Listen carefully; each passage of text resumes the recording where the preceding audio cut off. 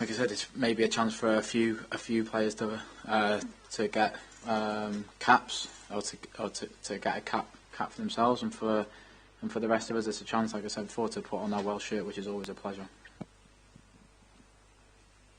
Has anything been said in the conversations about Euro 2028 that's the next major tournament? Wales are hosting 6 games. You still have to qualify, but hopefully the route will be kinder. Have you talked about that? Because it's all about getting to the major tournaments.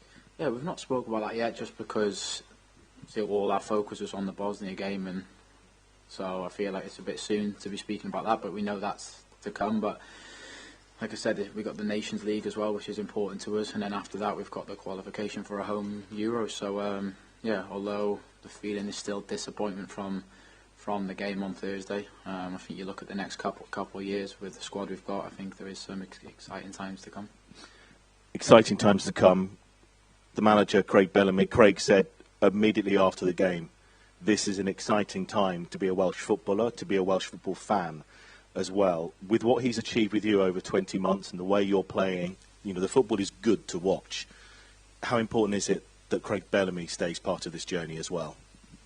Yeah, it's massive. Like I said, I think we've shown since he come in, the way we play now, the way we set up, it's a completely different style. And I feel like when you lose games or you get a bit of disappointment, it's easy to look away from that. But I think if you look at the overall performances and the way we go about games now, it's fun to play in. I love playing in it, and I'd like to think the fans enjoy watching it as well. And I think it's easy when, like I said, if you lose a game to forget about the style that we're trying to play. But I think he believes, and us as players believe, that it's the style and the way that we're going to get the most benefit from it. So yeah, we have to stick by it. We have to stick to doing what we have been, and I truly believe it'll bring us results in the future. Harry, just staying with Craig, how's he been over this weekend? He was quite philosophical on Thursday night, but I just wonder how he's been and been around the group this weekend. Yeah, been quite positive, really. I think naturally as players, I think we maybe feel it more just from the emotions of the game, especially straight after the match. Emotions are high, and you try and sleep that night, and you wake up the next day and you're still thinking about the game. Where he's been trying to be positive, trying to tell us that obviously it's gone now. Obviously we're disappointed that we lost it, but we can't change it, and we have to focus on the future, and that starts tomorrow night. So he's been pretty big. He's been pretty big on that, getting back on the training pitch, and keep repeating and keep doing the things that he believes in. I suppose one of the things that he sort of raised was the 20 minutes at the second half where the game became stretched and a little bit basketball style. Did you guys feel that on the pitch? Is that something that you've been looking at as a learning curve over the weekend? Yeah, I think probably up until we scored, I thought we were in control of the game. They maybe had a couple of chances, but I think naturally once we went 1-0, they had to change something, and they started going a bit more direct, started throwing a lot more players forward, and naturally the game did become stretched. Sometimes you can't help that. Maybe we could have picked them off going the other way a bit better. I think if DJ shot that hits the bar is a few inches lower, it's 2-0 and maybe game over. They're the fine margins in these games, but like I said, they changed to get back in the game and pushed us back, and the game became stretched, and we weren't able to pick them off. So yeah, obviously like every game, there's times in games and things we could have done better. But yeah, I think on the whole we played a good game, and things just maybe didn't go our way. And social media is what it is, but certain players get signalled out, certainly after defeats and things like that. Have you guys spoken about that? Have the group still quite close and supporting each other? Yeah, listen, especially after games, I don't look at social media and what's said on there, but from my part and all the lads' part, there's no blame on anyone. I don't know if you're referring to the penalties, but anyone that misses a penalty will never get the blame for me. It's easier to not take one. I think the 4 or 5, or if it goes even longer, the 6 and 7 who put their hand up to take it, you know the responsibility you're accepting, and if you score, you can be a hero. If you miss, you're a villain. It's just the way it is. So yeah, absolutely no blame on anyone's part. It's easier to shy away from it, and we win as a team and we lose as a team. Any more questions, Graham? Harry, you talked about the way the team overcomes that disappointment. What about for you personally? You would have had an ambition, a dream to be amongst the best players in the world through June and July this summer. You're not going to have that. How do you get past that? Yeah, it hurts. I think not just for me, but the team. We wanted to be there. We wanted to get our country to back-to-back World Cups. It was something we were desperate to do, and we feel like the way we play now, we felt we were in a really good position to do that. So yeah, it really does hurt because I know what a good team we are. I know what good players we are, and like you said, we wanted to test ourselves against the best. Ultimately, we're not going to be there, and yeah, we have to look forward now. We've got a really tough Nations League group, followed by a home qualifying campaign for the Euros, and yeah, we have to make sure that that we do everything right to make sure that we put in good performances moving forward. Will you watch the tournament? Yeah, I'm a football fan, so yeah, I'll watch the tournament. Probably be on my holidays after a long season, but yeah, like I said, I'm a football fan. I enjoy watching football, so yeah, I'll definitely be watching. No questions? Diolch yn fawr pawb. Craig will be in shortly. Thank you. Thanks, Aaron.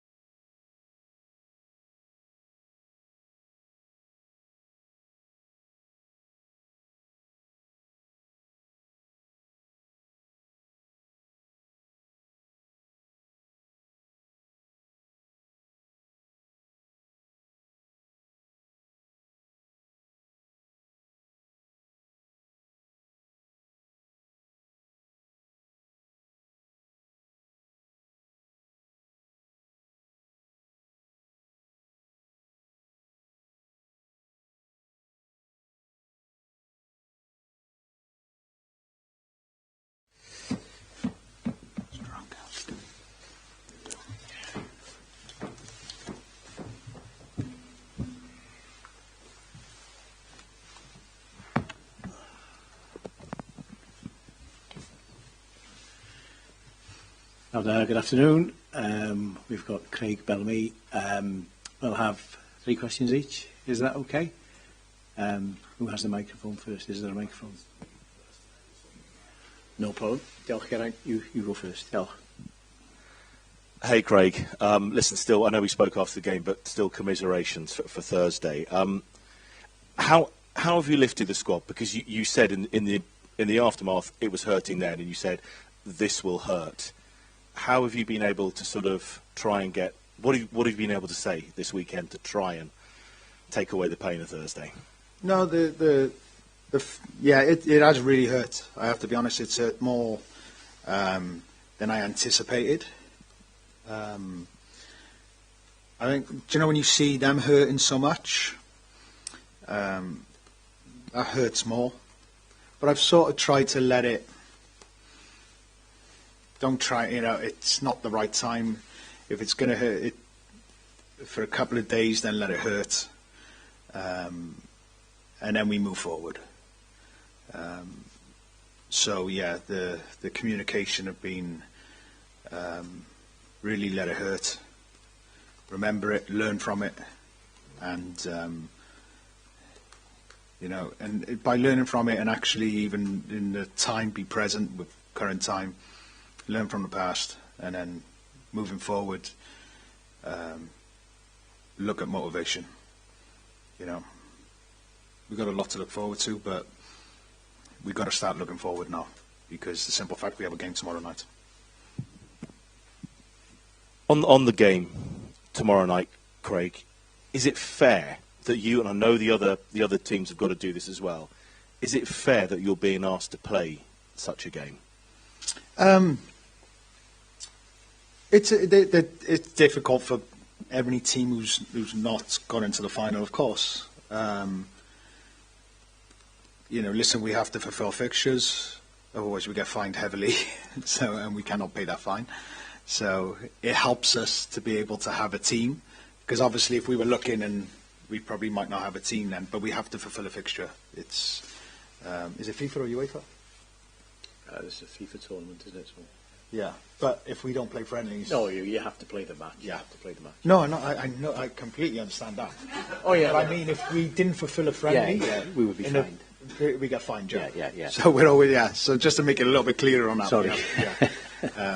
Like say for instance, when we played Belgium, I would have liked that week to be free, to really attack them, but we can't. So we had to play a friendly. So what was the closest friendly? Who's because, like I said, we're not at that stage of a nation where we can literally write a check and say, okay, we'll take that. So look, it makes sense because we would have to fill a friendly during that time. So I understand why they've done it. But it's the same for Northern Ireland, it's the same for us. We both have to pick ourselves up and then move forward. Craig, I know the dust is still settling, but in the days over the weekend, I think after people were talking about the game Thursday night, Friday, sort of fans are asking about, as you say, looking forward. They'd like, in the main, well, overwhelmingly, the way the team is playing its football. It's exciting. You said the word fun. It's fun to watch. Wales compete. They win more often than not. A lot of people have been asking, with the next major tournament coming along, Euro 2028, they're asking, will you still be there? Are you still committed to seeing this team through to the next major tournament, Euro 2028? Look, it's always difficult after not achieving your objective, because it was like, I honestly, like next week, it's an empty week, because I was so looking forward to going to Salt Lake City.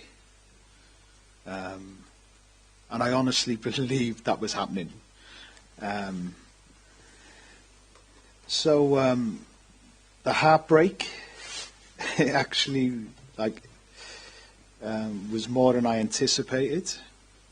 But to gain the energy, to refocus and want to go again, is definitely still there.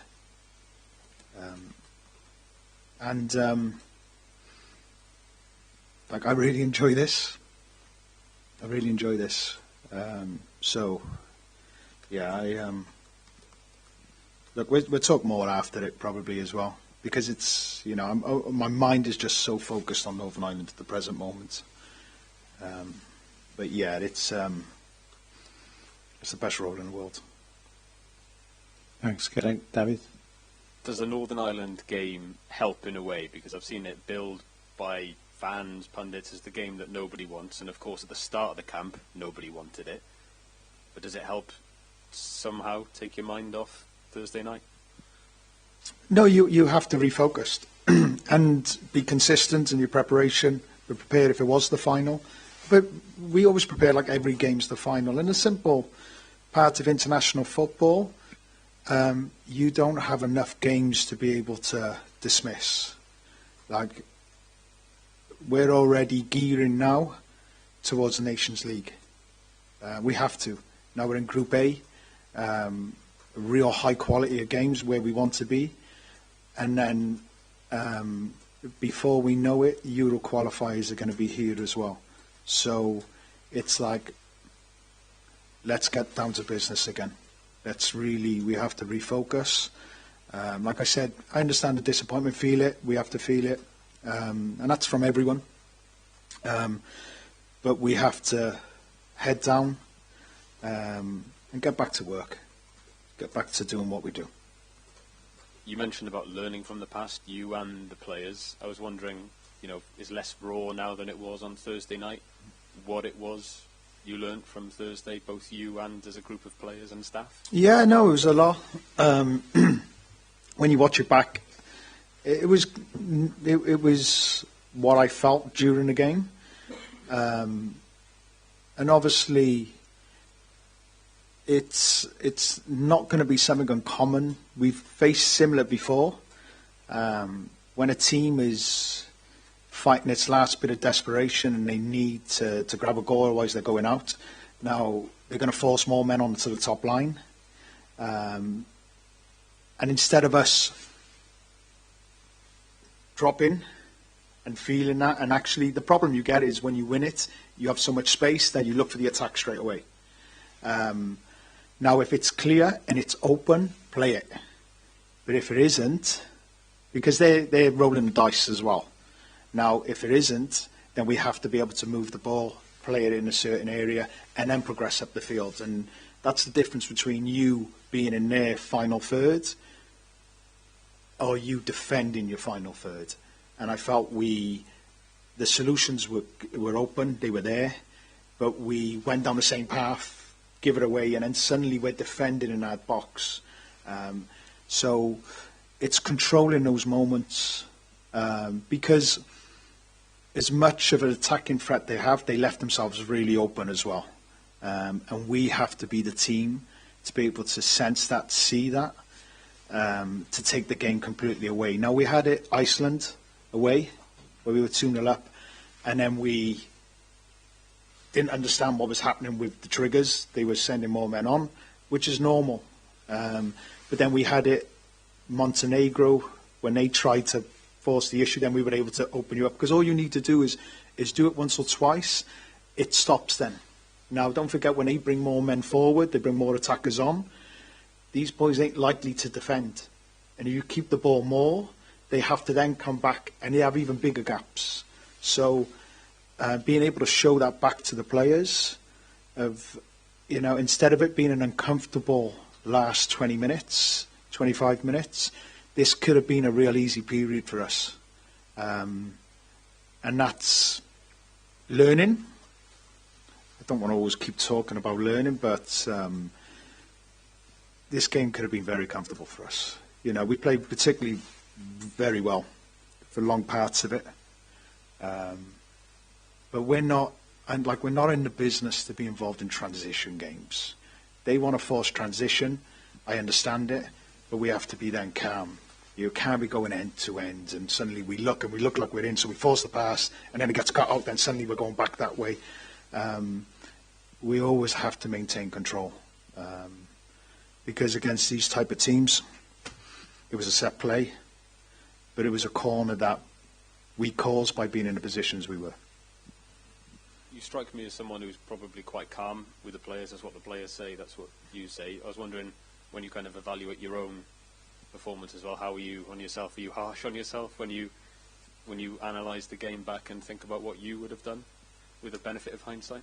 No, look, you can always do that, and I think everyone in this room would be incredibly good at it. It's normal to. If I like mistakes I've made, if I knew what I knew now, trust me. But that's life. That's life. And also, I'm not, everything in the past, like I always say, you just have to learn from good and bad. Good and bad. It's try and be the best you can be, and what's going to help you become the best you can be. Not the best out, the best you can be. And sometimes harsh lessons, like one of my best mates, Vinny, would always say, you never learn more when you get your ass kicked. I'm not saying that was the case, but it's true, so, yeah, won't be in that position again. I hope not. Lawrence, are you asking? Welcome to Graham after. Yeah, Craig, just looking at the squad, is this now kind of your opportunity to sort of develop it and change it? Is at the end of every campaign, is that sort of, you see a churn of players, don't you, in the squad? Is that something you're looking forward to seeing through? No, it's a young squad. I don't see anyone. There was a change a number of years ago because we lost a lot of generational players. And by the way, it was the end. It's never the end. And the players we have are at really good age. Players we have coming through who are playing are young. And hopefully a next group of players, or one or two, that can definitely develop into it. We always have to be responsible of bringing them in, putting them in. But this group is a good age. It's a really good age. Even like a Ben Davis, say for instance, still another campaign. But the others have another 2-3 campaigns in them. So changing, no, we're at a really good age for that. And all we want to do is add. We have anyone with promise and the capabilities of being able to enhance Wales for the next 10, 15 years, then he's in with us, or he's training with us. Because, the simple fact is we have the eye on now, always. But we always got to safeguard our future as well, that we keep consistently look to qualify, if not qualifying for major tournaments. So there's no change. And that's sort of following from that. The Nations League A obviously is a difficult place to actually kind of experiment, isn't it? Because you've got to be playing teams of such a high quality. So yeah, it's just an opportunity to keep testing this team at the very top. Yeah, and you can only test yourself against the best. You can only, and I really like the Nations League format. I think it's an incredible position. I think it's UEFA again, yeah. So how they organised it and what they've done, I think it's a brilliant format. It exposes you against the top teams, and it's simple as that. You want to play the best. I remember, and I learned from Mark Hughes. When I look back at the friendlies we had with him, Argentina, Brazil, Germany, it was top. You really learn from that then, and you really improve from that. Then a number of years later, then I'm playing Liechtenstein, Gibraltar, and I didn't get anything. So to us was like, play the best you can get. I believe then you improve more. And then just a little bit of team news. Is everybody fit from Thursday? Obviously we've seen JJ go home and Rubin as well. Yeah, JJ unfortunately got injured during the game. He tried to play on, but it was just too painful. So he's gone back to Leicester. Rubin, tight hamstring. He's fine. But with the running he has coming in, it makes no sense. With this game, because of the games, the importance of the games he has now with Cardiff coming up. Dan James we have to check on, because look, he's had one game in 4 months leading into this, and he was ill leading into the camp. So the output, he actually done more than what we thought he was going to be able to do. But I'd love to keep him on for 120, the way he was playing, all day long. But it just physically wasn't possible. He was cramping up and he needed to come off. So we're really checking on him at the present moment. But everyone else is good to go. Thanks, Lawrence. Graham. Craig, we asked Harry about the personal disappointment, the personal setback, as well as the collective one, and the same applies to you as head coach. It's a setback for you professionally, that you would have wanted to be there this summer, pitting your brains against the best coaches in the world. Yeah. Well, have you reflected on that at all? No. Part of me is it's more on the players. I really feel for them. Now, if we weren't good enough, and we didn't have a good campaign and they were a way better team, trust me, we don't deserve to be there, no problem. So this makes it a little bit harder because there was big parts of the game we were definitely a dominant team. And I definitely believed it was a realistic opportunity for us to qualify. So that always going to hurt a little bit more. But yeah, my own personal part, I got to be honest, didn't really, it was more for the players. I felt like, this is harsh. This is harsh for them. And I felt it. Like I said, it wasn't usually where my brain can move and like blood goes to my head and I can, like this was more like a hurt here.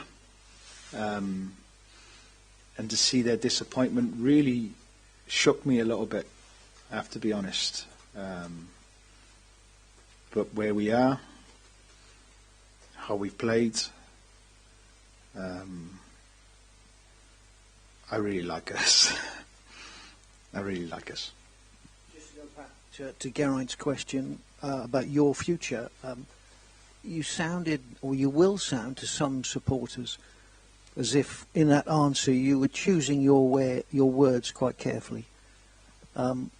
Is that because you are still thinking of things in your mind, or is it just it's difficult to express at the moment that you definitely want to carry on doing this? Yeah, I'm not sure if I'm saying this is the best role in the world and I don't see myself going anywhere else. Maybe I didn't quite say that, sorry, but maybe I could have put that across to for yourself to explain, like, no, I honestly, this is the best.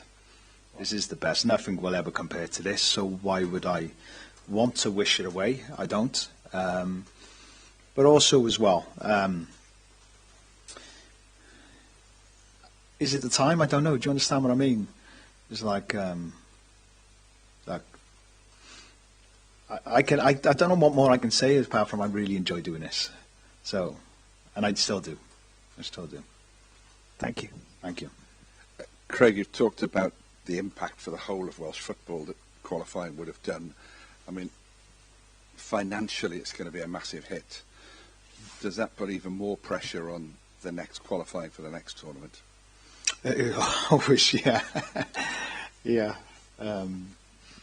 Look, you know, my concentration was more the players at that time.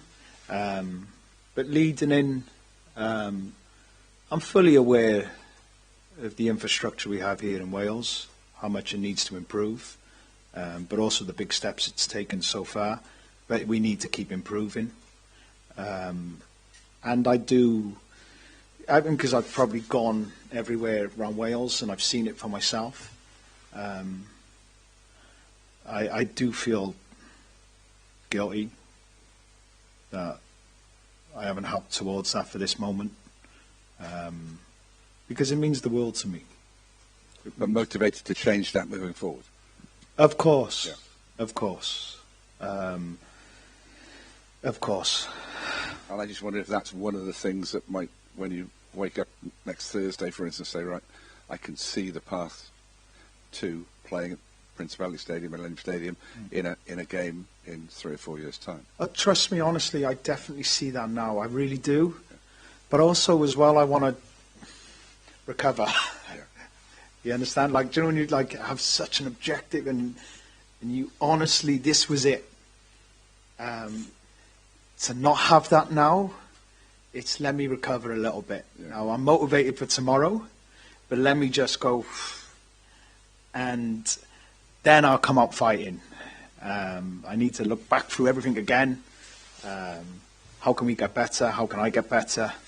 And trust the next interview we have with each other, then you'll see that moment. But it's, you know, I'm really motivated for tomorrow's game. But I know then that moment after it, I'm going to need a week or so to. Well, you've got 6 months of before the next game. I mean, that's going to be difficult for you, isn't it? I don't know. You got June. I know you follow rugby quite a lot, but I think June we got a couple of friendlies. Yeah. Okay. Yeah. Oh, did we not count them? No. Well, you said they all count. Yes. Sorry, a couple of friendlies. Yeah. No, we got friendlies, mate. June. So, yeah, it's and they're good games. Yeah. They're good games. Michael O'Neill obviously does 2 jobs. Yeah. Is that potentially something that could work here? I think he's way more talented than me. It wouldn't be possible for me. And I'm not sure the Welsh FA would be any interest, and rightly so, in that. This is enough of a role to do on its own.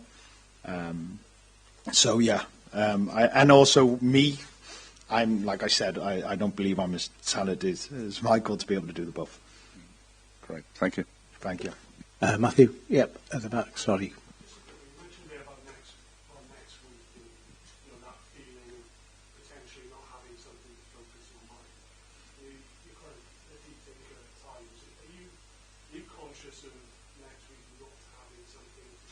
No, it's always the same after international football, because you've done 10 days of a real, like, well, we're finished probably about 11 tonight, and you like it's from around about 7:30 in the morning to around about 11 at night, and it's constant. And do you know when that stops?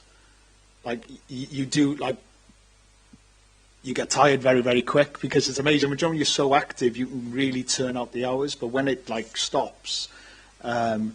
What I have found is it takes a good week, 2 weeks, to come back to reality.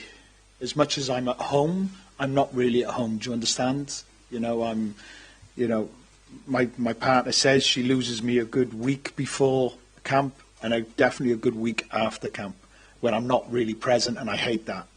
But I have to bring myself back into reality, really. So that's all that is. That's all that is.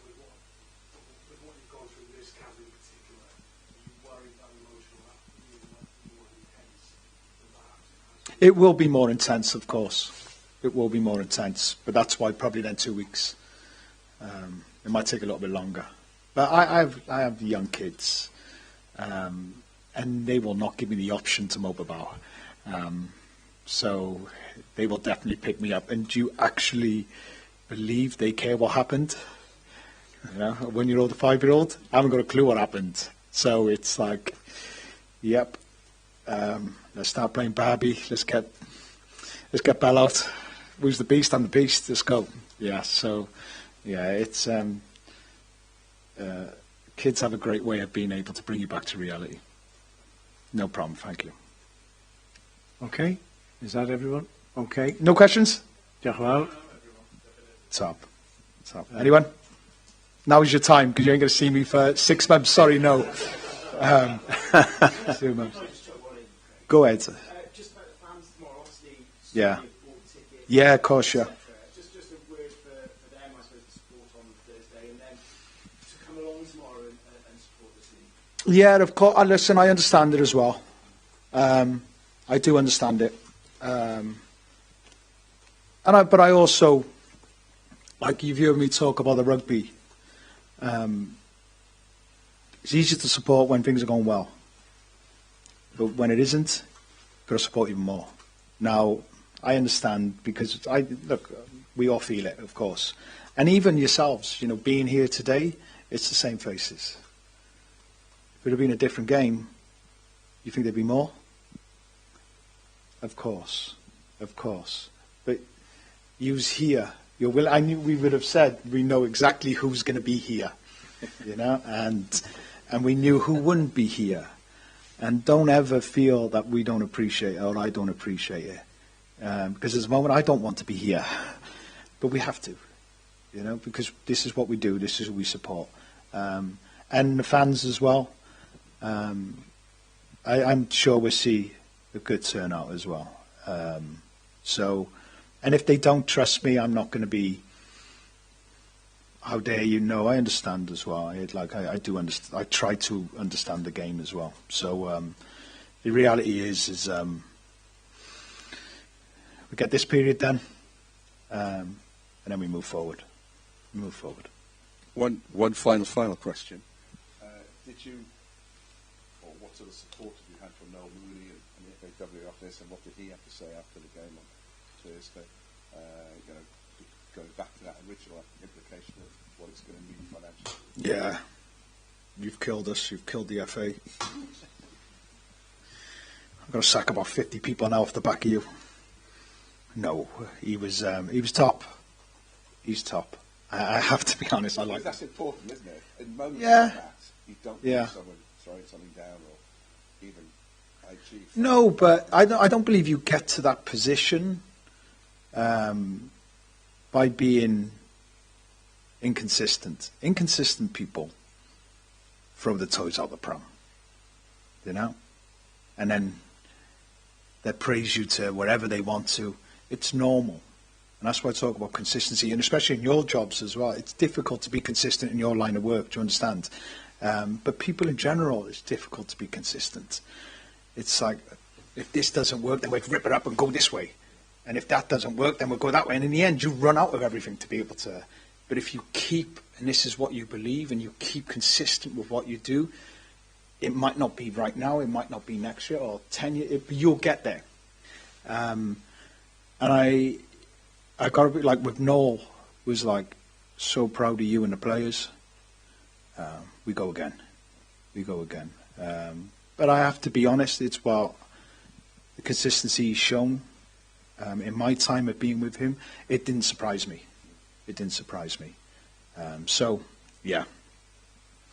Could you maybe give that message about consistency and not coming out with different plans to the Welsh Rugby Union? So they could. Sorry? No, they're good. Listen, I quite liked them, the Six Nations. I know the results are quite good. The plans that listen, anything on that, don't get me involved in the regions. I'm still lost about what, I don't understand it. So, and I try purposely not to understand it because that's what I hear.